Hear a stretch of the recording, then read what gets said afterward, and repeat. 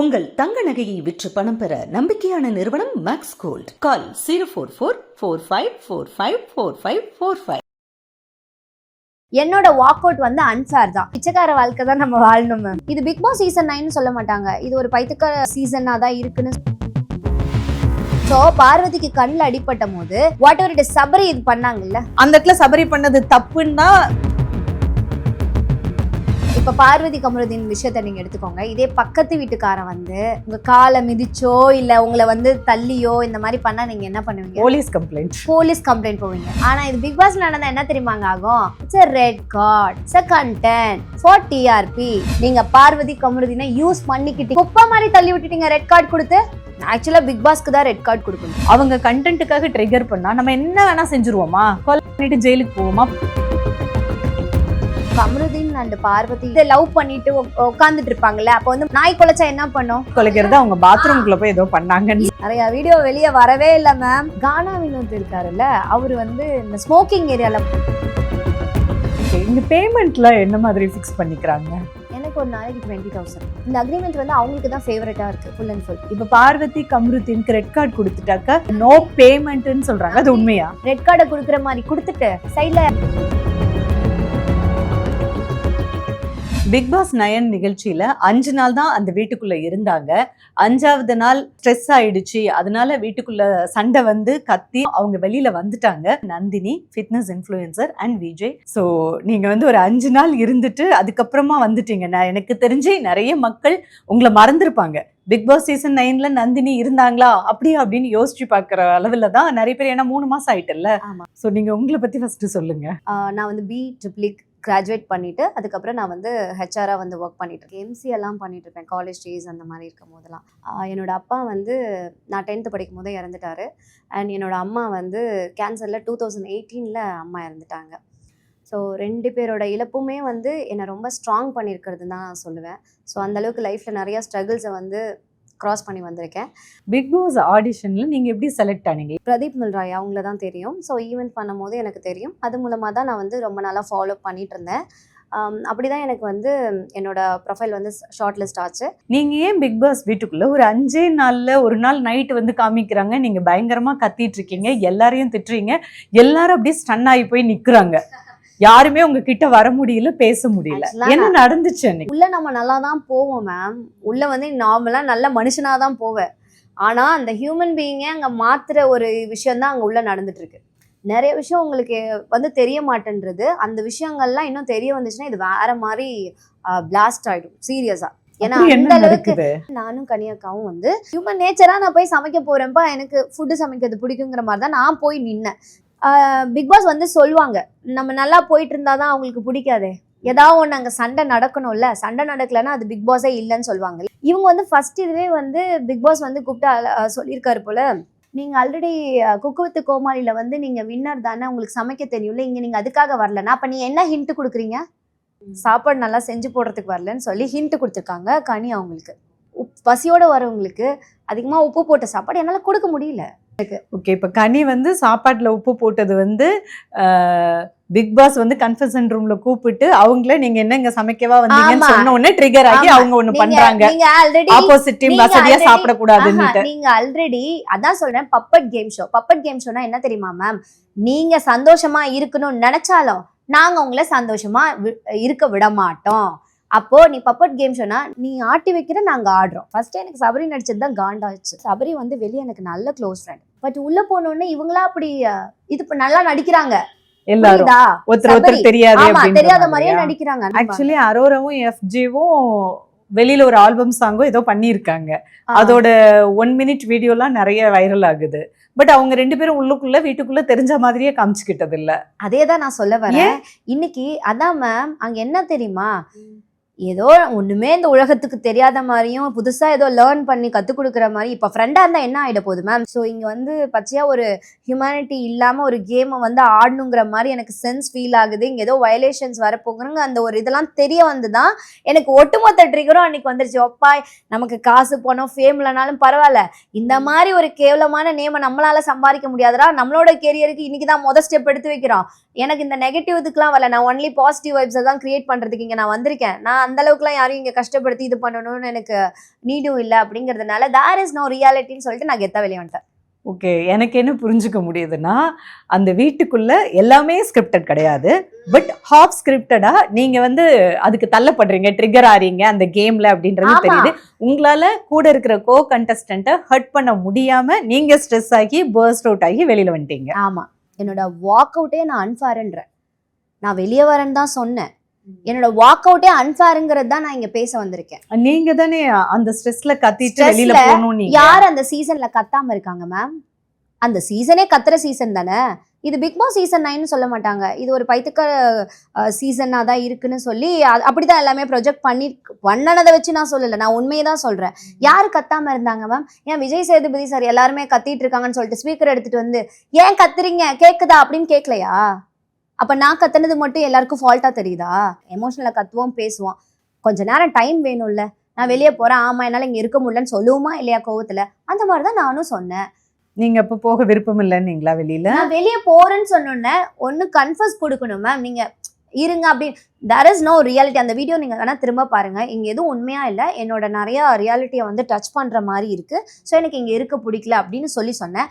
அப்படி இருக்கும் போது என்னோட வாக் அவுட் வந்து அன்ஃபேர் தான். என்னை இந்த வீட்டை விட்டு அனுப்புங்க, இந்த வீடு எனக்கு செட் ஆகாதுன்னு நீங்க போன 5வது நாளே சொல்லும் போது அவங்க இல்ல நீங்க சமாதானமாகுங்க இருங்க அப்படின்னு சொல்லணும்ன்றது எக்ஸ்பெக்ட் பண்றீங்களா? எக்ஸ்பெக்ட் நான் இப்போ பண்ணல மேம். எனக்கு இந்த இன்டர்வியூஸ் அப்போ இருந்திருக்கு. அப்போ வந்து அது கேம் தானே, நான் ஒன்றும் பெரிய அநியாயமான ஒரு தப்புலாம் பண்ணல. எல்லாமே கேம்னா அங்க நான் கத்துனது ட்ரிகர் ஆனது கேம் தான். அப்ப கேம் தானே இது எல்லாமே. அப்ப ஏன் என்ன வாக் அவுட் பண்ண? அப்ப நான் அட்ரஸ் பண்ணி என்ன நான் ஃபேம் பண்ணிக்கிறதுக்கு எனக்கு நான் லைஃப் கெரியர்ல வந்து மூவ் ஆன் ஆகிறதுக்கு தானே நான் வந்தேன். பட் அவங்க எங்க எப்படி பார்த்திருப்பாங்க, அந்த கேம்ல நீங்க ட்ரிகர் ஆகி ரொம்ப எமோஷனல் பர்ஸ்ட் ஆகி ஸ்ட்ரெஸ் ஆகி கத்தும் போது உங்களால அந்த கேமை சமாளிக்க முடியல, பர்ஸ்ட் அவுட் ஆயிட்டீங்க. அது எப்படி அவங்களுக்கு தெரியும்? அது நீங்க அந்த பர்ஸ்ட் அவுட் ஆகி கத்தும்போது சமாளிக்க முடியல போல இவங்களால.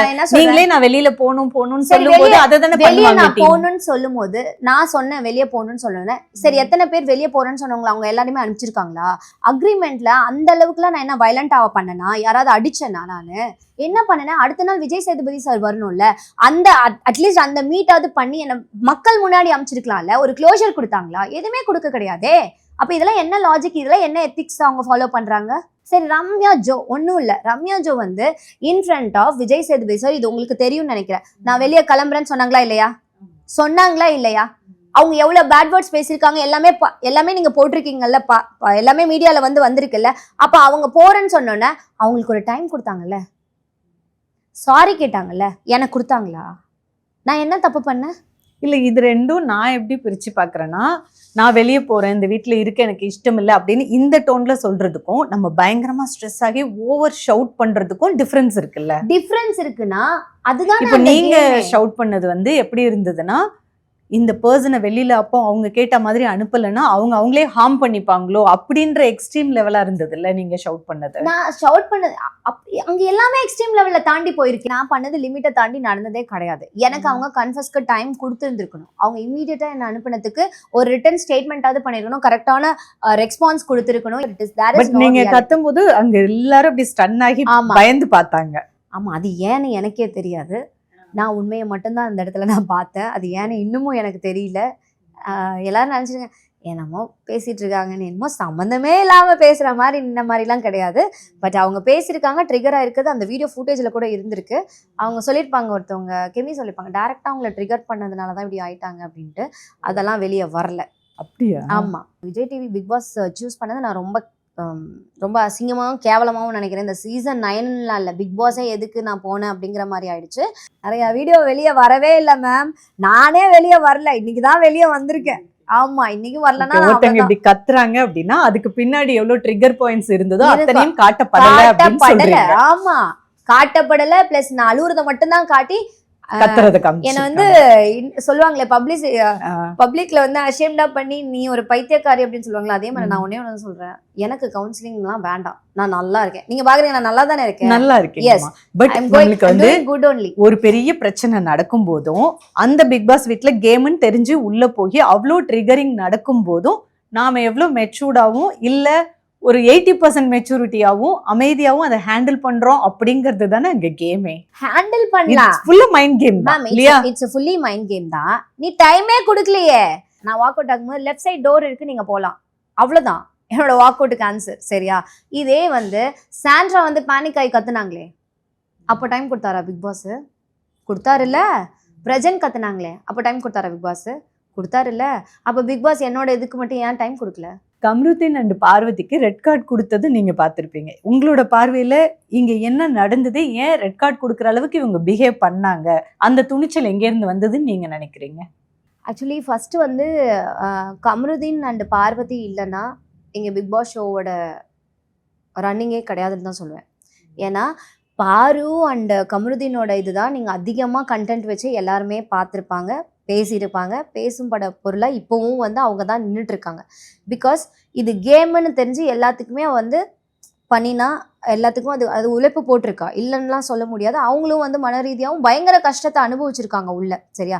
வாட் எவர் இட் இஸ் கேம்னு வரும்போது. பட் இன்னைக்கு ரெட் கார்டு கொடுத்தது வந்து அன்ஃபேர் தான். It's unfair. மிதிச்சது ஃபேரா? எப்படி நான் கேட்குறேன் அப்படின்னா, அப்போ சாண்ட்ரா பண்ற எல்லா விஷயமுமே ஃபேரா? சாண்ட்ரா பண்ணது சரி அப்படின்றத சொல்லி ரெட் கார்டு கொடுத்தத சொல்லல. சாண்ட்ரா பண்ணிக்கிட்டு இருக்கிறது நிறைய தப்பு இருக்கு. ஆனால் அதை மீறி இப்போ உங்களை நீங்க பண்ற எதுவுமே எனக்கு பிடிக்கல, ஓகேவா? எனக்கு பிடிக்கல. நம்ம 2 பேரும் ஒரு கேம் ஷோல இருக்கோம். நம்ம 2 பேரும் சண்டை போட்டுக்கலாம். மாத்தி மாத்தி திட்டுறதுலயும் பிஹேவ் பண்றதுலயும் ஒரு வரைமுறை இருக்குல்ல. நான் உங்களை என் காலால எட்டி மிதிக்க முடியாது. நீங்க என்ன தப்பு பண்ணதா எனக்கு தோணினாலும் என் காலால நான் உங்களை எட்டி மிதிக்க முடியாது. அது தப்புன்றத மட்டும்தான் சொல்றேன். இங்க சாண்ட்ரா பண்ணது சரின்றதுனால ரெட் கார்டு கொடுத்தது அப்படின்றது பாயிண்ட் இல்ல. இப்ப சாண்ட்ரா இருந்த இடத்துல சுபிக்ஷா இருந்தாங்க, இல்லைன்னா திவ்யா இருந்தாங்க, இல்ல அரோரா இருந்தாங்க, யாரா வேணா இருந்துட்டு போட்டோம். இல்ல ஒரு ஆணையர் கூட இருக்கட்டுமே, அங்க உள்ள இருந்த கானா வினோத் இருந்தாங்க, சபரி இருந்தாங்க, யாரா வேணா இருந்துட்டு போட்டோம். நம்ம 2 பேரும் பிளான் பண்ணி காலை வச்சு மிதிச்சு தள்ளும் போது காருக்குள்ள நடந்த அந்த 5 நிமிஷம் நடந்தது வந்து வயலன்ஸா தெரியுது. காலை வச்சு ஏன் மிதிச்சு தள்ளுறீங்க? சரி, நீங்க பாக்குறீங்க இப்போ பாரு கம்முறதுனாலதான் இந்த ஷோவே, ஐ மீன் இந்த கண்டென்ட், இதெல்லாம் கண்டென்ட்டை கூட நீங்க விட்டுருங்க. இதுக்கு முன்னாடி வந்து பார்வதிக்கு கண்ணில் அடிபட்டுச்சு இல்லையா? சோ பார்வதிக்கு கண்ணில் அடிபட்ட போது வாட் எவர் இட் சபரி இது பண்ணாங்கல்ல, அது டாஸ்க்ல தானே பண்ணாங்க, அது பர்சனலா அட்டாக். அதையுமே யாருமே சரின்னு சொல்லலையே, தப்புன்னு அது தான் தப்பு தான். ஆனா அதுவும் வந்து வாண்டடா அது அக்செப்டும் பண்ணிட்டாங்கல்ல. சபரி வந்து என்ன பண்ணாங்க, அக்செப்டும் பண்ணிட்டு இது மாதிரி நான் பண்ணிட்டேன் கேமுக்காக, அவங்க மேல இருந்த இதனால பண்ணிட்டு நான் அக்செப்டும் பண்ணினாங்க. இல்ல, சபரியும் பார்வதியும் விளையாடும் போது அந்த பாட்டில் எடுக்கிறதுக்கு பார்வதி வர்றாங்க, சபரி வந்து டிஃபெண்ட் பண்றாரு. அப்போ அவர் வந்து ஹைட் வெயிட்டா இருக்கிறாரு, பார்வதி அவங்களுக்கு இவ்வளவு ஹைட்ல இருக்கிறாங்க, கண்ணுல இடிச்சிருச்சு. அப்பயுமே கண்ணுல இடிக்கும்னு இப்போ இப்படி இடிச்சோம்னா கண்ணில் இடிக்கும் நம்மளுக்கு தெரியும்னா நம்ம இடிக்க மாட்டோம் இல்லையா, வேற மாதிரி பண்ணுவோம். அந்த இடத்துல சபரி பண்ணது தப்புன்னு தான் பீப்புள் எல்லாரும் சொல்றாங்க. எனக்குமே அது சபரி பண்ணது தப்புன்னு தான் பட்டுச்சு. அதை வந்து அட்ரஸ் பண்ணாங்க. அட்ரஸ் பண்ணி சபரி மன்னிப்பு கேட்டாரு, அழுதாரு. அதுக்கப்புறமா அவரோட பிஹேவியரே அந்த வீட்டுக்குள்ள சேஞ்ச் ஆயிருக்கு. இப்போ பார்வதி கம்ருதீன் 2 பேருக்கும் நிறைய வார்னிங் கொடுக்குறாங்க. மைக்கை போட்டுட்டு பேசுங்கன்றதுல இருந்து, நாய் குலைச்சதுல இருந்து நிறைய விஷயங்கள் வார்னிங் கொடுத்து கொடுத்து கொடுத்து கொடுத்து விட்டுருக்காங்க அவங்க 2 பேருமே இல்லையா. லாஸ்டா நடந்தது வந்து ஹியூமன் வயலேஷன். இங்க சாண்ட்ரா பண்ணது ஆக்டிங், அது ஓகே. ஆக்சுவலி பிக் பாஸ் நடக்கிறது எல்லாமே ஹியூமன் வயலேஷன் தான். பிக் பாஸ்குள்ள இப்போ பர்டிகுலரா நீங்க இது கரெக்ட் ராங்னு சொல்லவே முடியாது. அப்படி பார்த்தா நீங்க ஏன் ரியாலிட்டி இல்லையான்னு கேட்கவே கூடாது. ஸோ ரியாலிட்டி இல்லைன்னு தான் நான் வந்து சொல்லுவேன். அதே மாதிரி இது வந்து ஹியூமன் வயலேஷன் வந்து ஃபுல்லாவே பிக் பாஸ் தான். இது எப்படி நீங்க 24/7 எல்லாத்தையுமே பாக்குறது இல்ல. அவங்களுக்கு தேவையானவங்கள ஒரு சைடுல என்ன மாதிரி இது வருதோ லைவ் அன்சீன் போடுறாங்கல்ல, இந்த வீட்டுக்குள்ள என்ன நடக்குதோ அது ஃபுல்லா தான் லைவா வெளியில வருதா, இல்ல அந்த லைவ்லயும் கட் பண்ணி போடுறாங்க? கட் பண்ணி தான் போடுறாங்க. நீங்க எல்லாத்தையுமே பாக்குறது இல்லையா? அப்ப எல்லாமே பேசிட்டு இருக்கிறது எல்லாமே வரணுமே. அப்படி வந்தா இன்னும் எவ்வளவு பெரிய விஷயங்கள் வந்து வெளியே வருமே. உள்ள நடக்கிறது நிறைய விஷயம் தெரியவே கிடையாது. மக்களை தான் முட்டாளாக்கிட்டு இருக்காங்க என்னை பொறுத்த வரைக்கும். அதுதான் நான் இங்க சொல்ல வரேன். நீங்க வந்து இப்ப Parvathi Kamruddin whatever it is, இன்னைக்கு வந்து ஒரு லைஃப் கொடுக்குற ஒரு இது கொடுக்குற கண்டென்ட் வந்து பார்வதி அண்ட் கம்ருதீனால தான் ஓடிட்டு இருக்கு. இன்னைக்கு வந்து ஒரு ஷோவே பேசப்படுது அப்படின்னு. ஏன்னா சீசன் 9 வந்து வேஸ்ட் அப்படின்னு சொல்லிட்டு எல்லாமே சொல்லியாச்சு. இந்த சீசன் ஏன்டா நடத்துறாங்கிறது எல்லாருக்குமே தெரியும். இப்ப பார்வதி கம்ருதீன் பண்ண விஷயங்கள் நிறைய விஷயங்கள் உள்ள இருந்திருக்குல்ல, அப்பெல்லாம் ஏன் கார்டு கொடுத்து வெளியே அனுப்பல? அப்பெல்லாம் ஏன் அந்த எதுவுமே கேட்கல? அப்பவும் மக்கள் சொன்னாங்கல்ல இவங்களை சீக்கிரம் வெளியே அனுப்புங்கன்னு சொல்லி கேட்டிருந்தாங்களா இல்லையா? அப்பெல்லாம் நீங்க ஏன் வெளியே அனுப்பல சார்? அப்ப நீங்க வந்து அவங்க இந்த அளவுக்கு பண்ணாங்க அப்படின்னா அதுக்கு காரணம் என்கரேஜ் பண்ணது எல்லாமே நீங்க. ஏன்னா உங்களோட ஷோ வந்து ரன் ஆகணும், உங்களுக்கு டிஆர்பி வேணும், உங்களுக்கு கண்டென்ட் வேணும் அப்படிங்கிறதுக்காக நீங்க பார்வதி கமருதீனை யூஸ் பண்ணிக்கிட்டீங்கன்னு தான் நான் சொல்வேன். இன்னைக்கு ஷோ முடிய போது உங்களுக்கு டிஆர்பி கண்டென்ட் வேணும்பா, ஓகே தள்ளி விடுது ரெண்டுங்களையும் அப்படின்னு சொல்லிட்டு குப்பை மாதிரி தள்ளி விட்டுட்டீங்க ரெட் கார்டு கொடுத்து. அப்ப இத்தனை நாள் அது அவ உழைச்சிருக்கா, சொல்ல போனா அவ உழைச்சிருக்காங்க, அவங்க 2 பேருமே உழைச்சிருக்காங்கங்க. அவங்க இல்லைன்னா கண்டென்ட் கிடையாதுங்க. நீங்க தேடி பாருங்க, இவங்க இல்லைன்னா எப்படி கண்டென்ட் வரும்? ஸோ உங்களுக்கு தேவை வரைக்கும் டிஆர்பியும் கண்டென்ட்டும் சேனலுக்கு வந்து நல்ல ஒரு அட்ரஸ் கிடைக்கணும்னு சொல்லிட்டு நீங்க வந்து ஒரு ஹியூமன் டிக்னிட்டி இல்லாம ஒரு இதெல்லாம் ஒரு வயலேஷன் சொல்லி நீங்க வந்து வெளியே வந்து ப்ரொஜெக்ட் வேற பண்ணி இதுக்கு நியாயம் வேற கேட்பீங்க. இது அநியாயம். என்னை பொறுத்த வரைக்கும் இது நியாயமே கிடையாது. ஜஸ்டிபிகேஷன் வந்து கரெக்டா ஜட்மெண்டல் வரணும்னா அது வந்து விஜய் சேதுபதி சார் வந்து ஆரம்பத்திலேயே உங்களை அமைச்சிருக்கணும். ஓரளவுக்கு வயலண்டா அவங்க பிஹேவ் பண்றாங்க அப்படின்ற பட்சத்திலேயே அவங்களுக்கு ஒரு வார்னிங் கார்டு கொடுத்திருந்தா அதுக்கு அடுத்த கட்டத்துக்கு அவங்க வந்திருக்க மாட்டாங்க. அவங்களுக்கு வார வாரம் அவங்களுக்கு ஒரு மன்னிப்பு, இத பண்ணீங்கல்ல சாரி அப்படின்றத கடந்து போறதே கண்டென்ட் அவங்க குடுக்குறாங்கன்றதுனாலதான் அதை அக்செப்ட் பண்ணும். இது வந்து ஒரு கார்பரேட் கம்பெனி. ஃபர்ஸ்ட் இது கமர்ஷியல் ப்ரோக்ராம். இந்த சேனல்லயோ இந்த பிக் பாஸ் டீம்லயோ மொத்தம் ஒரு 500 பேர் வேலை செய்றீங்கன்னா இங்க சம்பாதிக்கிறதுக்கு எல்லாரும் பாக்குறாங்க. ஒரு சின்ன இன்ஃப்ளூயன்சர் கூட கண்டென்ட் கிரியேட் பண்ற காலம் ஆயி போச்சு. இது கண்டென்ட் காலம். இப்போ அந்த டீம் தான் கண்டென்ட்டுக்காக இவங்களை யூஸ் பண்றாங்கன்னா உள்ள போறவங்க ஒரு ஃபேம் வேணும், ஒரு பணம் சம்பாதிக்கணும், ஒரு புகழ் வேணும்னா உள்ள போறீங்க. அவங்க கண்டென்ட்டுக்காக ட்ரிகர் பண்ணா நம்ம என்ன வேணா செஞ்சிருவோமா? கொலை பண்ணிட்டு ஜெயிலுக்கு போவோமா? போக மாட்டோம்ல. சரி, போக மாட்டோம்ல. ஆமா, பண்ணுனா சிறைக்கு போகணும்ன்றது தெரியும்ல. இது வந்து ஒரு கிவ் அண்ட் டேக் பாலிசி தானே, ஒரு குடுக்கல் வாங்கல் தானே. சேனல் கண்டென்ட்டுக்காக ட்ரிகர் பண்றாங்கன்னா உள்ள போறவங்க எனக்கு எது வேணும் எது வேணாங்கிறது தெரிஞ்சுதான் உள்ள போறாங்க. அப்போ நீங்க எந்த அளவுக்கு பிஹேவ் பண்ணணும் அப்படிங்கிற ஒரு விதம் இருக்கு, ஒரு வரைமுறை இருக்கு. இது வரைக்கும் இருந்த சீசன்ல நிறைய பேர் உள்ள போனாங்க கண்டஸ்டன்டா. இதுல வாழ்ந்தவங்களும் இருக்காங்க, வீணா போனவங்களும் இருக்காங்க. அவங்க வாழ்க்கையை அவங்க தான் தீர்மானிச்சுக்கிறாங்க. இப்போ ஹரிஸ் அதுல இருந்து ஜெயிச்சுதான் இன்னைக்கு ஹீரோவா இருக்காரு. கவின் அதுல இருந்து ஜெயிச்சுதான் ஹீரோவா இருக்காரு இல்லையா?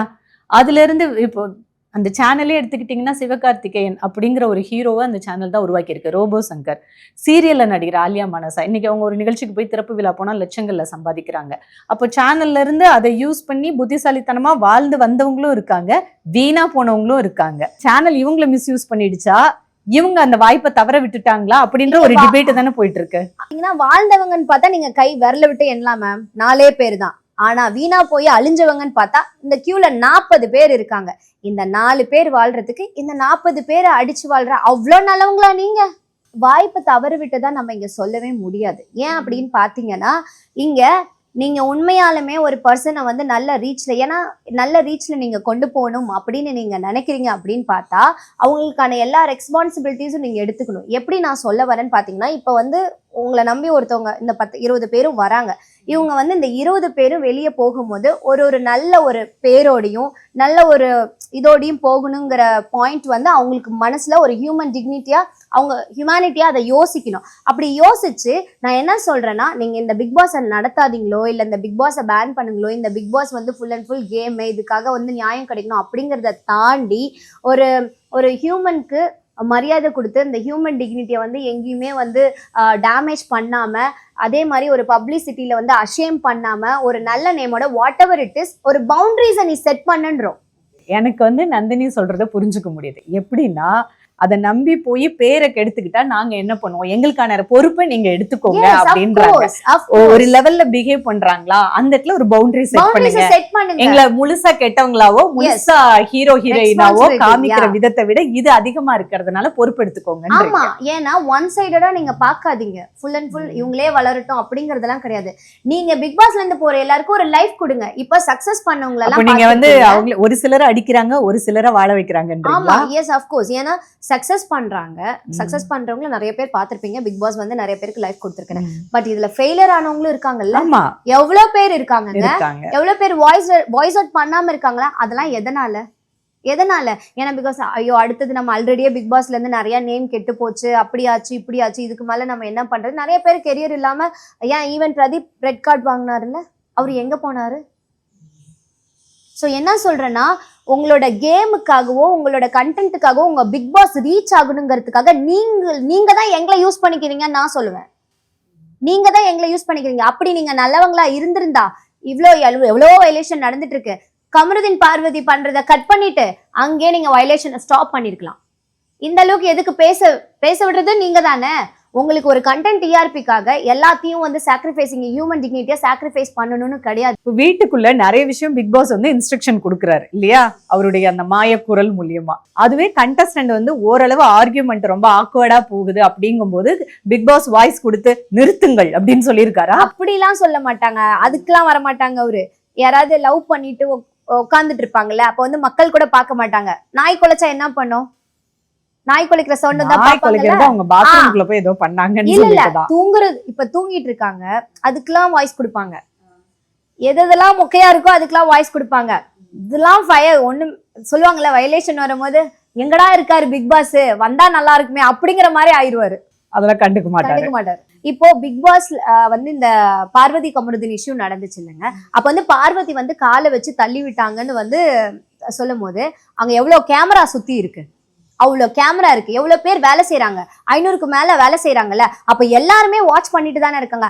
அந்த டைம்ல வந்து நீங்க இப்படி பண்ணக்கூடாது, ஏதோ ஒரு வாய்ஸ் இட்ஸ் ராங் அப்படிங்கிற மாதிரி அந்த தள்ளி விடுற டைம்ல பண்ணியிருந்தா கூட இது இந்த வயலேஷனை ஸ்டாப் பண்ணிருக்கலாமேங்க. பார்வதி இதை பண்ணாதீங்கன்னா அவரோட அந்த குரல், பிக் பாஸோட குரல் வந்திருந்தா இது நடந்திருக்காது. இது வந்து அநியாயமான ஒரு விஷயம் பண்ணதுக்கு காரணமே பிக் பாஸ் தான். இதுதான், இது ஒரு பப்பட் கேம் ஷோ. அவங்க ஆட்டி வைக்கிறாங்க, நாங்க ஆடுறோம். நான் ஏன் இப்படி சொல்றேன்னா, அந்த ஆட்டி வைக்கிறத தாங்குற மனநிலை இருந்து உள்ள போகணும்னா போகணும், இல்லைன்னா போக கூடாது. என்னங்க அது, அதுக்குன்னு எல்லாத்துக்கும் பொறுத்துட்டு போகணுமா? ஒரு நம்ம மனுஷனா வாழதாங்க போறோம். இதை உங்ககிட்ட நான் சொல்ல நினைச்சேன். இப்ப பார்வதி கமருதீன் விஷயத்த நீங்க எடுத்துக்கோங்க. இதே பக்கத்து வீட்டுக்காரன் வந்து உங்க காலை மிதிச்சோ இல்ல உங்களை வந்து தள்ளியோ இந்த மாதிரி பண்ணா நீங்க என்ன பண்ணுவீங்க? போலீஸ் கம்ப்ளைண்ட் போவீங்க. ஆனா இது பிக் பாஸ்ல நடந்தா என்ன தெரியுமாங்க ஆகும்? It's a red card, it's a content for TRP அப்படின்றாங்க. அப்ப டிக்னிட்டி லொகேஷன் கேமரா மாறாதுங்க.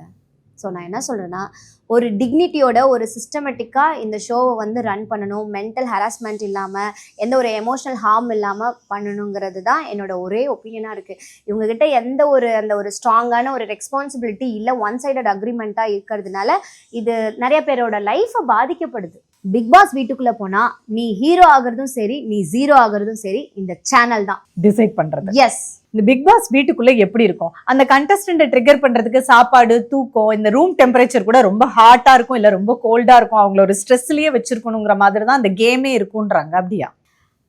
முதல்ல நான் பிக் பாஸ்க்கு என்ன சொல்றேன்னா, ஒழுங்கா சோறு போடுங்கன்னு தான் சொன்னேன். ஏன் அப்படின்னா, ஃபர்ஸ்ட் ஒரு மனுஷனுக்கு சாப்பாடு இல்லைன்னா என்ன பண்ணும்? அவங்க எல்லாம் அந்த கேம் ஃபார்மேட் ஒரு மாதிரி வச்சிருக்காங்க மேம். ஆமா, சாப்பிட்டு தூங்குறதுக்காக உள்ள அனுப்பல, சுகமா இருந்தா யார் பாப்பாங்க, அது என்ன கமர்ஷியல் போகல. பட் என்ன நான் சொல்றேன்னா, பேசிக்கா சோறு முக்கியம்ல, அதனால அவங்க எத்திக்ஸே ஒரு மாதிரி இருக்கு. நோ சாப்பாடு, சரியான சாப்பாடு இருக்காது. அவங்க வந்து ஒரு 20 பேருக்குன்னா அந்த ஒரு டாஸ்க் பேஸ்ல கொடுப்பாங்க, கம்மியா இருக்க மாதிரி தான் இருக்கும். அதுலயே அட்ஜஸ்ட் பண்ணி இது பண்ணணும். அதுக்கப்புறம் அந்த ஸ்ட்ரெஸ்ல வந்து நம்ம ரொம்ப ஸ்ட்ரெஸ் ஆகி அந்த ஃபைட்டு, இந்த ட்ரிகர், அதான வேலை. ஒருத்தர் சாப்பிடுற அளவுல இருந்து எவ்வளவு கம்மியா கிடைக்கும் அந்த வீட்டுக்குள்ள? மேம் அங்க பிச்சைக்கார வாழ்க்கை தான் நம்ம வாழணும். பிக் பாஸ் உள்ள லக்ஸரி வாழ்க்கைலாம் இல்ல, இந்த பெக்கர் லைஃப்னு ஒண்ணு சொல்லுவாங்கல்ல, அதை வந்து பிக் பாஸ்க்குள்ள போனா லேர்ன் பண்ணிக்கலாம். ஏமா சாப்பாடெல்லாம் எவ்வளவுதான் கிடைக்கும்? கிடைக்காது மேம், அதை ஒரு லிமிட்டா தான் கொடுப்பாங்க, அதுலயே நம்ம சாப்பிட்டுக்கணும். அப்புறம் முட்டை 3 வேளை சாப்பாடு இருக்கா இல்லையா மேம்? 3 வேளை சாப்பாடுலாம் இருக்கும். அப்புறம் நீங்க இங்க எக்ஸ்ட்ரா கேட்டா, நான் என்ன சொல்றேன்னா, எக்ஸ்ட்ரா கேட்டா அதுக்கப்புறம் அதுல ஒரு சண்டை வரணும்ல. ஸோ அந்த மாதிரி தான் அங்கே சிஸ்டமே அங்கே அப்படிதான் இருக்கும். சரி, நான் அங்கே போனப்போ தண்ணிக்கு ரொம்ப பாடுபட்ட மாதிரி ஒரு டாஸ்க் தான் இருந்தது. தண்ணி வந்து டேப்லலாம் வராது. அந்த இது நீங்க பார்த்துருப்பீங்க, ஆரம்பத்திலேயே வந்து தண்ணிக்கு பஞ்சம்டா அப்படிங்கிற மாதிரி தண்ணியோட அருமையை வந்து புரிய வைக்கிற மாதிரி ஒரு விஷயத்த. பாத்ரூம் போனா தண்ணி கிடையாது, இல்ல எல்லாம் தொடச்சிட்டு தான் வரணும். பிளேட்டை கூட வாஷ் பண்ணும் போது டிஷ்யூல தொடச்சிட்டு அந்த அழுக்கு தண்ணியில கழுவிட்டு டிஷ்யூல தொடச்சுதான் சாப்பிடணும். ஏன்னா தண்ணி இருக்காது, இவ்வளவுதான் லிமிட்னு ஒரு வாட்டர் பாட்டில் வச்சு கொடுப்பாங்க. இந்த பிக் பாஸ் வீட்டுக்குள்ள கேமரா இல்லாத இடம்னா ஸ்மோக்கிங் ரூம்னு ஒண்ணு இருக்கு அப்படின்னு சொல்றாங்க. அங்க உண்மையிலேயே கேமரா இருக்காதா? உள்ள இருக்கிறவங்க வெளியில டெக்னீஷியன்ஸ் கூட பேசுவீங்களா இல்ல பேசவே மாட்டீங்களா? அம்மா ஆக்சுவலா எனக்கு அப்படிதான், எனக்கு ஒரு எக்ஸ்பீரியன்ஸ் உள்ள நடந்துச்சு. இது நான் ஃபன்னா சொல்றதா இல்ல சீரியஸா எடுத்துக்கதான், ஏன்னா எனக்கே தெரியலையே அங்க உள்ள உண்மையா பொய்யாங்கிற மாதிரியே ஃபர்ஸ்ட் நாள் இருந்துச்சுல்ல. கானா வினோத் இருக்காருல்ல, அவர் வந்து இந்த ஸ்மோக்கிங் ஏரியால மட்டும்தான் கேமரா கிடையாது, சரியா? But I am a teetotaller. எனக்கு நான் ஏன் சொல்றேன் அப்படின்னா, நான் கேட்டேன் இல்லை நீங்கள் அடிக்கடி அங்கே போயிட்டு வரீங்க, ஸோ வந்துட்டு இவ்வளோ நேரம் என்ன பண்ணுவீங்கன்னா அப்படின்னு சொல்லிட்டு அப்படி தான் நான் கேட்டேன். அவர் வினோத் ஸ்மோக்கிங் அப்போ உனக்கு தெரியாதா, என் ஒய்ஃப் கரெக்டாக 3 மணிக்கு ஃபோன் பண்ணுவாங்க, அங்கே வந்து வேலை செய்கிறவங்க வந்து தெரியாமல் அங்கே ஒரு கபோர்டு லாக் பண்ணாமல் விட்டுட்டாங்களாம், அவங்க எனக்கு ஃபோன் கொடுப்பாங்க, நந்தினி நீ வேணா பேசு, அங்கே கரெக்டாக நாளைக்கு 4:30 மணிக்கு வராங்க. நான் தான் வெளியே வந்துட்டேனே, இல்லைன்னா கூட தெரிஞ்சிருக்கலாமா என்னன்னு தெரியல. பட் அவர் காமெடியாக சொன்னாரா இல்லை உண்மையாலும் அங்கே ஃபோன் யாராவது கொடுக்குறாங்களா அப்படிங்கிறது எனக்கே டவுட் இருக்கு. எனக்கு நிறைய இடத்துல டவுட் இருக்கேன் மேம். எனக்கு அப்புறம் எப்படி இதை மட்டும் நான் டவுட் இல்லைன்னு சொல்றேன். ஓகே, அடிக்கடி கன்ஃபெஷன் ரூம்ல கூப்பிட்டு பேசுவாங்க பிக் பாஸ் எல்லாரையுமே. பிக் பாஸ் அதான் ஒரு மந்திரம், அவரோட வாய்ஸ். அவர் அடிக்கடிலாம் கூப்பிட்டு பேச மாட்டார் மேம். இந்த தவம் இருந்தா கூப்பிடுவாங்கங்கிற மாதிரி ஒரு எதிர்பார்க்காத டைம்ல தான் அவர் கூப்பிடுவாரு. பட் யாராவது அழுதா எமோஷனலா இது பண்ணா அதெல்லாம் கூப்பிடுவாரு. பட் அவர் எனக்கு பண்ணது இந்த வாக் அவுட் எனக்கு கன்ஃபர் ஆனதுக்கு கன்ஃபஸ் கொடுக்கவே இல்லை. பிக் பாஸ் உங்களை சமாதானப்படுத்தலன்ற கோவம் அப்ப இருந்தது, இப்பவும் இருக்கு. ஆக்சுவலா பிக் பாஸ்க்கு தான் ரெட் கார்டு கொடுக்கணும். ஐயோ, நாட் பிக் பாஸ்க்கு தான் ரெட் கார்டு கொடுக்கணும், இல்லைன்னா மக்களுக்கு ரெட் கார்டு கொடுத்து பார்க்காதீங்க. அப்படி யார் அந்த ஃபேஸ்லெஸ் வாய்ஸ் மேனுக்கு? ஆமா, அப்படிதான் மேம் போயிட்டு இருக்கு. ஆக்சுவலா நீங்களே சொல்லுங்களேன், இதுல எது கரெக்டு, எது கேமு, எது ரியலு, எது ஃபேக்கு, எது வந்து எப்படி விளையாடுது, எதுக்காக விளையாடுது, எதுக்காக கத்துது, இது எதுக்காகடா முதல்ல அப்படிங்கிற மாதிரி போயிட்டு ரொம்ப பாதிக்கப்பட்டு தப்பிச்சு அந்த புள்ள இது ஆமா இது எதுக்காகடா பண்றீங்க, டேய் நான் என்னடா பண்ணுவேன் அப்படிங்கிற மாதிரிதான் இருக்கு. ஆக்சுவலா பிக் பாஸ் வீட்டுக்குள்ள போகும்போது விஜய் சேதுபதி சார் கிட்ட பேசிட்டு உள்ள போனீங்க. ஆனா நீங்க எக்ஸிட் ஆகும்போது அந்த கன்ஃபெஷன் ரூம் டோர் வழியாவே வந்துட்டீங்க, அவரை பார்க்கல. ஸோ மறுபடியும் வீட்டுக்குள்ள போவீங்களா? ஏதாவது வாய்ப்பு இருக்கா? மேம் ஆக்சுவலாக நான் வந்து இந்த இது பிரேக் பண்ணிட்டேன், நான் இந்த கான்ட்ராக்டை பிரேக் பண்ணிட்டேன். ஸோ எனக்கு வந்து விஜய் டிவியில் ஃபர்தராக எனக்கு எந்த ப்ராஜெக்ட்ஸும் எனக்கு வேணாம், இதுக்கு மேலே இந்த நேமும் வேண்டாம், எதுவும் வேண்டாம் தான் நான் வந்துட்டேன். இன்றைக்கி நான் இங்கே உட்காந்துருக்கேன் அப்படின்னா not for any publicity and all these things. இது நான் பர்சனலாக யாரையுமே வந்து அட்டாக் பண்ணலை. அண்ட் அவங்களோட எந்த ஒரு பர்சனல் எனக்கு ஒப்பீனியனுமே எனக்கு கிடையாது. சேனல் மேலேயும் சரி, விஜய் சேதுபதி சார் மேலேயும் சரி, ஆஸ் அ பப்ளிக் ஒப்பீனியனாகவும் உள்ள கண்டஸ்டண்ட்டாக நான் போயிருந்தேன் அப்படிங்கிற ஒரு அப்சர்வேஷன்லேயும் நான் பார்த்த அந்த ரியாலிட்டி விஷயத்தில் சொல்கிறேன். விஜய் சேதுபதி சாரை நான் மீட் பண்ணல, பட் அவரோட அந்த ஹோஸ்டிங் இதில் வந்து இன்னும் ஒரு ஸ்ட்ராங்கான ரெஸ்பான்சிபிலிட்டி கரெக்டாக இருக்கணும்னு நான் நினைக்கிறேன். அண்ட் அதுவும் இல்லாமல் இவரோட ஒரு கேமுக்குன்னு ஃபார்மேட் இருக்கும், ஒரு ரூல் இருக்கும், அது எல்லாத்தையுமே நான் ரெஸ்பெக்ட் பண்ணுறேன். அந்த agreement what ever it is, but அந்த அக்ரிமெண்ட் பேஸாக இருக்கட்டும், அந்த ஃபார்மேட் வந்து கரெக்டாக ஈக்குவலாக எல்லாருக்குமே வந்து ஈவனாக இருக்கணும்னு நான் நினைக்கிறேன். அந்த ரூல் வந்து பிரேக் பண்ணாமல் இவர் அந்த ரெஸ்பான்சிபிலிட்டி எடுக்கணும். தப்புனா தப்பு தான், டிக்னிட்டி குறைதா தூக்கி வெளியே போடு அப்படின்னு சொல்லிட்டு அந்த ஒரு கரெக்டான விஷயத்த நம்மக்கிட்ட காட்டணும்னு நான் நினைக்கிறேன். இன்னொன்று நான் என்ன கேட்குறேன், விஜய் சேதுபதி சார் அவ்வளோ நல்லா ஹோஸ்டிங் பற்றி நான் சொல்ல, அவரோட ஒர்க் பற்றி நான் எதுவுமே சொல்ல வரல. பட் என்ன சொல்கிறேன், கேமாக வரும்போது அது கேமாக தான் இருக்கணும், அந்த ரூலை வந்து பிரேக் பண்ணக்கூடாது. பிரஜன் வந்து அவங்களோட ஃப்ரெண்டுன்னு சொல்கிறாங்க, வாட் எவர் இட் இஸ், அது பர்சனல் இருந்துட்டு போகுது. ஆனால் பிரஜன் கூட கார் டிரைவ்லாம் வெளியே போயிட்டு வந்தாங்கல்ல, ஐ மீன் கேம்ல இருக்கும் போதே போயிட்டு திரும்ப கார் வந்துச்சுல்ல, அது கார் ரைடு, அவர் போனாரு, அவர் கூட தான் போனாங்க, பேசினாங்க, நமக்கு தெரியாதே ma'am. What ever it is, என்ன மேம் இது என்ன ஐடென்சிக்கா இருக்கு, இது என்ன ஐடென்சிக்கு கேமா, நான் இது யாருக்குமே என்ன புரியாதா தெரியாதா, அங்கே உள்ள இருக்கிறது எல்லாத்தையுமே மறைச்சு தான் காட்டுறாங்க. இது மட்டும் எப்படி நம்ம இதெல்லாம் இல்லைங்க அப்படின்னு உங்களால நிரூபிக்க முடியும்? இருக்குன்னு தெரியாது, இல்லன்னு தெரியாது, இருக்கா இல்லையா அப்படிங்கிற மாதிரியே தான் இன்னமும் வச்சுட்டு இருப்பாங்க. இது இருக்கா இல்லையா, இது உண்மையா பொய்யா, இது ரியாலிட்டி ஷோவா இல்ல ஸ்கிரிப்டடா, இது என்னதான் சொல்றதுயா அப்படின்னு சொல்லிடுங்கிற மாதிரிதான் இந்த கொஸ்டின்ஸ் இப்பவும் இருக்கு. ஸோ வந்து அதான் சொல்றேன், அவர் ஃபேவரிசம் பண்றாரு, ஒரு கரெக்டான ஜட்ஜ்மெண்டல் கொடுக்கறது கிடையாது. ஸோ இட்ஸ் நாட் ஃபேர், இது அன்ஃபேர் ஆக மொத்தத்தில் எல்லா விதத்துலையுமே பார்க்கும்போது. இந்த ஷோக்குள்ள போகும்போது நீங்க ஒரு அக்ரிமெண்ட் போடுறீங்க இல்லையா, இந்த அக்ரிமெண்ட் உங்களோட லைஃப்ல என்ன விதமான பாதிப்பு உண்டு பண்ணுதுன்னு நினைக்கிறீங்க? ஏன்னா இப்போ நீங்க வந்து ஃபுல்லா ஷோவை கம்ப்ளீட் பண்ணிட்டு வரல, ஃபர்ஸ்ட்லயே வந்துட்டீங்க. இது ஒரு கேம் ஷோ, நம்ம ஒரு ரியாலிட்டியாக ஒரு கேமை விளாடுவோம், அதில் வர பாசிட்டிவ் ஒரு negative what ever it is அதை நம்ம அக்செப்ட் பண்ணி அந்த சுச்சுவேஷனை க்ராஸ் பண்ணி வருவோம். அதில் நம்மளை எந்த அளவுக்கு தாக்கு பிடிக்க முடியுதோ பார்ப்போம் என்ன அப்படிங்கிறதுலாம் எனக்கு தெரியும் மேம். அதுவும் மீறி இந்த அக்ரிமெண்ட் வந்து அவங்களுக்கு தான் ஃபேவரட்டாக இருக்குது ஃபுல் அண்ட் ஃபுல், சரியா? ஆஸ் அ கண்டஸ்டண்ட்டாக எங்கள் சைட்லேயும் வந்து சில ரைட்ஸ் எல்லாம் பேசிக் ரைட்ஸ் இருக்கணும், அது வந்து கிடையாது. ஐயோ நம்மளை நம்பி வந்திருக்காங்க, அவங்க வெளியே போனோன்னா அந்த மென்டலாக சஃபர் ஆகாமல் இருக்கணும், அவங்களுக்குன்னு ஒரு லைஃப் கெரியர் நல்லபடியாக அமையணும், இதெல்லாம் பார்க்குறதே கிடையாது.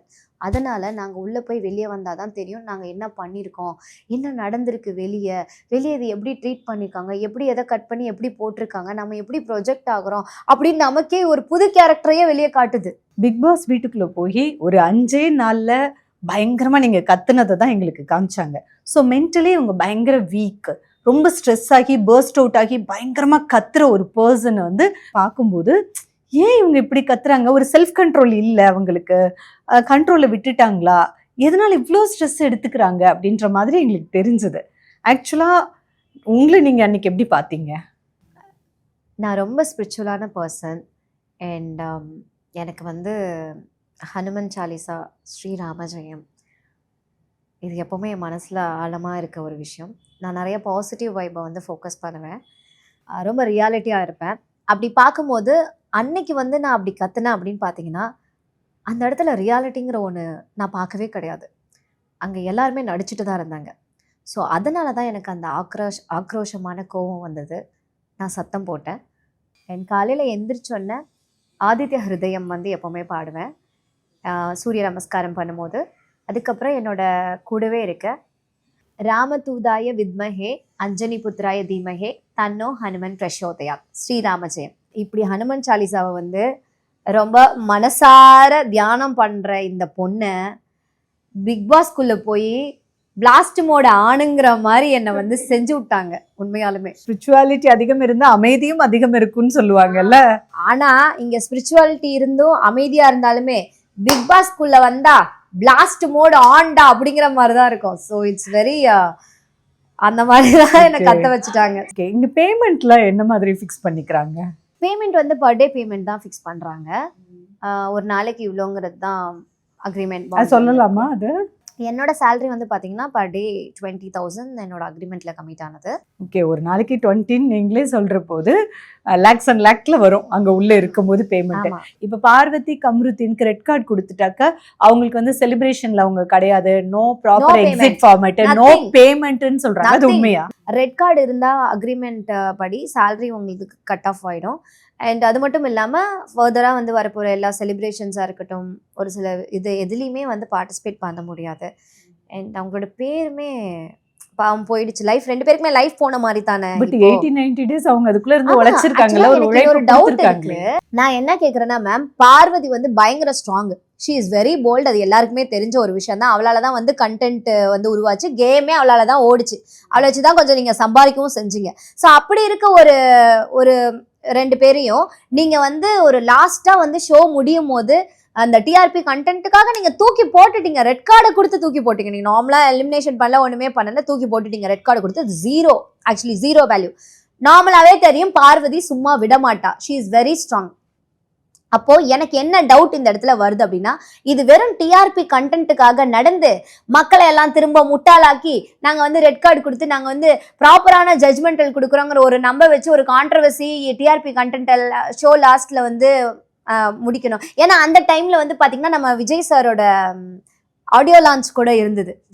அதுக்கப்புறம் பராசக்தி இது இருந்தது. ஸோ இந்த டிஆர்பி கண்டென்ட்டுக்காக இதை பண்ணாங்களா, இல்லை வந்துட்டு சைட்ல பேமெண்ட் ஏதோ பேசிட்டு நீங்க சும்மா போற மாதிரி போங்க, ரெட் கார்டு கொடுத்துறோம், நம்ம பேமெண்ட் எல்லாம் செட்டில்மெண்ட்லாம் முடிச்சிடலாமா, நீ எதோ சேனலை பத்தி வெளியே வந்துடாதான்னு இந்த லீக் அவுட்டை பண்ணக்கூடாதுங்கிறதுக்காக ஒரு கேம் பிளேவான்னு எனக்கு தோணுது. எனக்கு டவுட் இருக்கு. ஏன்னா கேம்ன்றீங்களா கடைசியில இருந்தா எப்படி தெரிய வருங்க?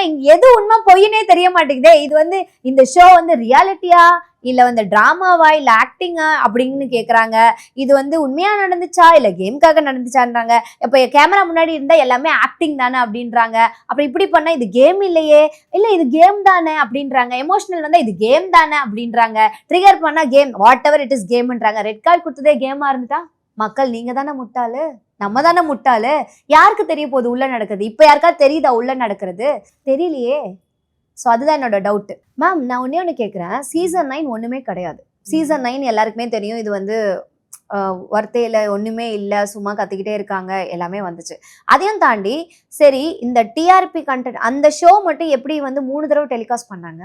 அந்த எபிசோட நான் சொல்றேன். இந்த மக்கள்லாம் அவங்கவுங்க வீட்டுல கை தட்டி டான்ஸ் ஆடி நிறைய வீடியோ இன்ஸ்டாகிராம்ல ரீல் வைரல் ஆச்சு. இப்போ உங்களுக்கே ஒரு டவுட் வருதா, இப்ப பார்வதி கமருதீன் மேலதான் மக்களோட அந்த ஷோவே ஓடுது, அவங்க காரணம் அவங்களாலதான் ஓடுது. அப்ப நம்ம என்ன பண்ண போறோம், இந்த ரெட் கார்டுன்னு ஒண்ணு கொடுத்தா பயங்கரமான ஒரு கான்ட்ரவர்சி வந்து எல்லா இடத்துலயும் கிரியேட் ஆகும், எல்லாரோட வியூ வந்து எங்க போகும், பிக் பாஸ் மேல போகும். அப்ப அவங்களுக்கு வந்து இது ஒரு பிசினஸ் தானே, பிசினஸ் இதுவா நமக்கு டிஆர்பி கண்டென்ட் எல்லாமே எகிரிடும், நம்ம இவங்களை சைட்ல டீல் பண்ணிக்கலாம்னு கூட விட்டுட்டா. சைட்ல டீல் இன் த சென்ஸ் நான் என்ன சொல்றேன்னா, ரெட் கார்டை கொடுக்குற மாதிரி கொடுத்துட்டு சைட்ல ஒன்றும் ப்ராப்ளம்லாம் பண்ணாதீங்க, நாங்க உங்களுக்கு எல்லா பேமெண்ட் பண்ணா யாருக்கு தெரிய போகுது. நந்தினி சீக்ரெட் அஜெண்டா ஆபீசரான தருணம் இது. மேம் நான் சொல்லிட்டா, இப்ப எல்லாருமே இதை பத்தி பேசிட்டு இருக்கோம்ல, இது வந்து பார்வதி வந்து வெளியே ஸ்ட்ராங்கான பொண்ணு, அவ வந்து கண்டிப்பா விடமாட்டான்னு எல்லாருக்குமே தெரியும். பட் ஆஸ் பர் த லீகல்னாலும் அக்ரிமெண்ட்னாலும் ஒரு சில விஷயம் ஏன் இவ்வளோ சைலண்டாவே அவ இருக்காளா என்னன்னு எனக்கு தெரியல. பட் நான் என்ன கேட்கறேன்னா, இதுதான் என்னோட பாயிண்ட். டிஆர்பி கண்டென்ட்காக ஒதுக்கிட்டு நம்ம உள்ள இருக்க டிராமாஸ் எல்லாம் வெளியே கொண்டு வந்துடாதம்மா, நம்ம சீசன் அடுத்தது கண்டினியூ பண்ணணும். இதே மாதிரி வயலன்ஸோட போவாங்களா, இல்ல இதே மாதிரி ஒரு டிராமாட்டிக்கலான ஷோவா போவாங்களா, ரியாலிட்டி இல்லாம இதே மாதிரி ஹியூமன் டிக்னிட்டி எல்லாருக்கிட்டையும் வந்து பறிச்சுட்டு வெளியே போகும்போது ஒரு அதான் பைத்தியக்கார ஸ்டேஜ்லயே அனுப்பிடுவாங்களா, இல்ல ஒரு பப்ளிசிட்டி அஷேம் பண்ணிடுவாங்களா, இதெல்லாம் கேள்வி வருது இல்ல மேம். ஃபைனலா இப்போ நீங்க இவ்வளவு நாள் இன்டர்வியூ கொடுக்காம இப்போ கொடுக்கறதுக்கான ரீசன், ஒரு சைட்ல நீங்க ரைட்ஸ் வச்சுட்டு இருக்கிறதுனாலதான் இவங்க வெளியே போனா ஒன்றும் பண்ண முடியாது, நம்ம எல்லாத்தையும் உள்ள நம்மளே ஃபேவரிசமா வச்சிருக்கோம்ல அப்படின்னு சொல்லிட்டு நீங்க ஒரு ஜெயில் கைதியா அடிமையா தான் ட்ரீட் பண்றீங்க. இந்த இடத்துல கேட்டா அவங்களோட ஒப்பீனியன்லாம் தான் வந்தாங்கன்றீங்களா, ஒப்பீனியன்ல வந்திருந்தாலும் கேமை தாண்டி அப்புறம் ஏன் இதெல்லாம் நடக்குது, எல்லாத்தையும் நீங்க கேமாவே பார்த்துட்டு போயிருக்க வேண்டியதானே. அப்ப எதுக்குமே வந்து நீங்க கொஸ்டின் ரைஸ் பண்ணணும், நீங்க யூடியூபா இருக்கட்டும் நியூஸ் சேனலா இருக்கட்டும் வரவே தேவையில்லையே, நீங்களே டீல் பண்ணிட்டு போயிருக்கலாமே. ஃபண்டமெண்டல் ரைட்ஸ் வந்து ஓவர் ரைட் பண்றதுக்கு இங்க யாருக்குமே வந்து ரைட்ஸ் கிடையாதே, அதை பத்தி தான் நான் பேச வரேன். சிஸ்டமேட்டிக் இஷ்யூஸ் இங்க இருக்கு. நான் யாரையும் இங்க பர்சனலா பிளேம் பண்ணல, அட்டாக் பண்ணல, ஷோவை வந்து பேன் பண்ண சொல்ல. நான் என்ன சொல்றேன்னா, எல்லாருக்குமே லைஃப் வேணும், எல்லாருமே இங்க 20 பேருமே லைஃப் நம்பி தான் வராங்க. ஸோ எல்லாருக்குமே அந்த மரியாதை கிடைக்கணும், அவங்கள மனுஷங்களா மதிக்கணும், அவங்களோட கேரக்டர் அவங்க எப்படி இருக்காங்களோ அது வந்து அப்படியே அவங்க மெயின்டைன் பண்ணணும். கேம்காக அதை சேஞ்ச் பண்ணிக்க கூடாது, உண்மையா அது அப்படியே தான் விளையாடணும். டாஸ்க்ல ஒரு சில பவுண்டரிஸை செட் பண்ணணும்னு சொல்றேன். ஹியூமன் டிக்னிட்டியோட ஒரு பவுண்டரிஸை செட் பண்ணுங்க. ஹோஸ்ட்ல வந்து ஒரு ரெஸ்பான்சிபிலிட்டியை வைங்க. உள்ள தப்புன்னு தோணுன்னா அப்படியே அப்பவே அனுப்புங்க. டிஆர்பி கண்டென்ட்டுக்காக எல்லாரும் லைஃபையும் ஸ்பாயில் பண்ணாதீங்கன்னு சொல்ல வரேன். ஸோ நிறைய விஷயங்களை நந்தினி 5 நாள் பிக் பாஸ் வீட்டுக்குள்ள இருந்தாலும் ரொம்ப தைரியமா வெளியில வந்து பேசியிருக்காங்க. பலர் பண்ணாத ஒரு செயலை தான் இன்னைக்கு நந்தினி பண்ணியிருக்காங்க. அண்ட் உங்களோட தைரியத்திற்கு பாராட்டுக்கள் அண்ட் உங்களோட ஃபியூச்சருக்கும் all the very best. Thank you ma'am, thank you so much. Srirama ஜெயம். உங்கள் தங்க நகையை விற்று பணம் பெற நம்பிக்கையான நிறுவனம் மேக்ஸ் கோல்ட். கால் 04445454545.